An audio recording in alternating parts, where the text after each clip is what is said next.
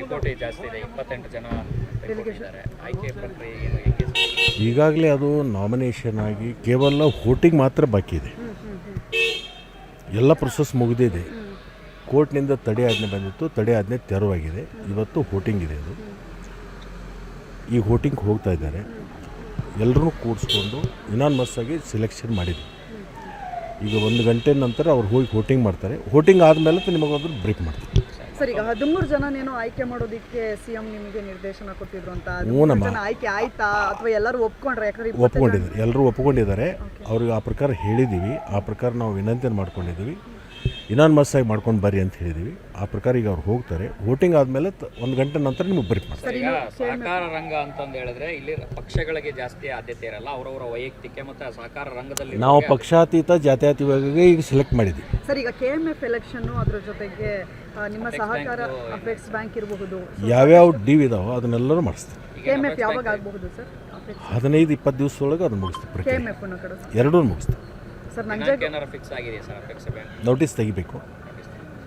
Sir, ಇನ್ನೊಂದು ಕಡೆ ನಿಮ್ಮ ಪಕ್ಷದ ಶಾಸಕರೇ ಪ್ರಬಲ ಆಕಾಂಕ್ಷಿಗಳಿದ್ದಾರೆ. KMF ಅಧ್ಯಕ್ಷರಾಗೋದಕ್ಕಿರಬಹುದು, ಅದರ ಜೊತೆಗೆ ಅಪೆಕ್ಸ್ ಬ್ಯಾಂಕ್ಗಳಿಗಿರಬಹುದು. ಸೊ ಅದ್ರ ಬಗ್ಗೆ ಏನಾದರೂ ಸಿಎಂ ಜೊತೆ ಚರ್ಚೆ ಮಾಡಿದ್ರಾ?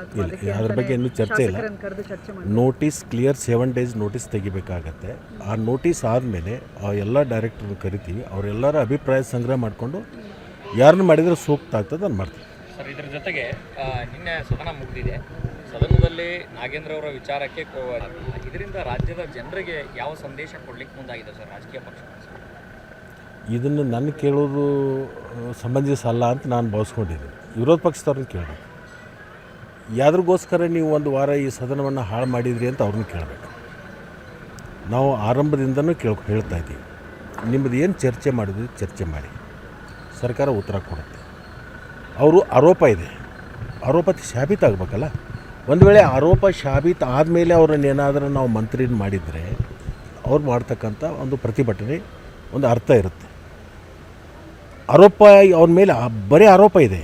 ಲೋಕಾಯುಕ್ತ ತನಿಖೆ ಆಗಿದೆ, ಅದರಲ್ಲಿ ಅವ್ರು ಇಲ್ಲ ಅಂಥೇಳಿ ವರದಿ ಕೊಟ್ಟಿದ್ದಾರೆ. ಈ ಸಂದರ್ಭದಲ್ಲಿ ಅದನ್ನು ಬಿಟ್ಟು ಅನೇಕ ಕಡೆ ಬರಗಾಲ ಇದೆ, ಅತಿವೃಷ್ಟಿ ಇದೆ, ಅನಾವೃಷ್ಟಿ ಇದೆ, ಬೆಳೆ ನಾಶ ಆಗ್ತಾ ಇದೆ. ಅಂಥದ್ದು ರೈತರ ಪರವಾಗಿ ಚಿಂತನೆ ಮಾಡಿ ಅಲ್ಲಿ ಚರ್ಚೆ ಮಾಡಬೇಕಾಗಿರ್ತಕ್ಕಂಥ ವಿರೋಧ ಪಕ್ಷದ ಜವಾಬ್ದಾರಿ. ಬಹುತೇಕ ನನಗನ್ಸುತ್ತೆ ಅವ್ರ ಜವಾಬ್ದಾರಿನ ಅವ್ರು ಅರ್ಥ ಮಾಡ್ಕೊಳ್ತಾ ಇಲ್ಲ. ವಿರೋಧ ಪಕ್ಷ ಯಾಕೆ ಇದೆ ಅನ್ನೋದು ಅವ್ರಿಗೆ ಅರ್ಥ ಆಗಿಲ್ಲ ಅಂತ ನಾನು ಭಾವಿಸ್ಕೊಂಡಿದ್ದೆ. ಸರ್, ಮುಖ್ಯಮಂತ್ರಿಗಳು ಇವತ್ತು ಶಾಸಕರ ಜೊತೆಗೆ ಸಭೆ ಮಾಡ್ತಾ ಇದ್ದಾರೆ.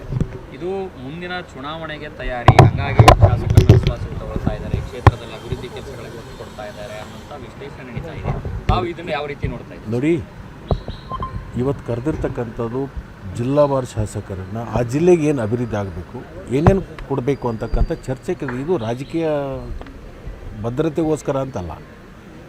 ರಾಜ್ಯದ ಮುಖ್ಯಮಂತ್ರಿಗಳಾದ ಮೇಲೆ ಪ್ರತಿಯೊಂದು ಜಿಲ್ಲೆಯ ಶಾಸಕರನ್ನು ಕರ್ಕೊಂಡು ಅಲ್ಲಿರ್ತಕ್ಕಂಥ ಜಲದಂಥ ಸಮಸ್ಯೆಗಳೇನಿದ್ದಾವೆ, ಯಾವುದು ಅಭಿವೃದ್ಧಿ ಆಗಬೇಕು ಅವ್ರ ಕಡೆಯಿಂದ ಒಂದು ಪಟ್ಟಿ ತಗೊಂಡು ಹಣಕಾಸಿನ ಲಭ್ಯತೆ ನೋಡ್ಕೊಂಡು ಅವರಿಗೆ ಹಣವನ್ನು ಕೊಡ್ತಕ್ಕಂಥ ಒಂದು ವ್ಯವಸ್ಥೆ ಮಾಡಬೇಕು ಅಂತ ಚಿಂತನೆ ಮಾಡಿ. KPCC ಅಧ್ಯಕ್ಷರು ಕೂಡ ಭಾಗಿಯಾಗ್ತಾ ಇದ್ದಾರೆ ಸರ್. ಅದಕ್ಕೆ ನೋಡಿ, ಪಕ್ಷದ ಅಧ್ಯಕ್ಷರು ಇದ್ದವರು ಅನೇಕರು ಅವ್ರ ಕಡೆ ಶಾಸಕರು ಹೋಗಿ ತಮ್ಮ ಬೇಡಿಕೆಗಳನ್ನು ಅವ್ರ ಮುಖಾಂತರ ಕೊಟ್ಟಿರ್ತಾರೆ.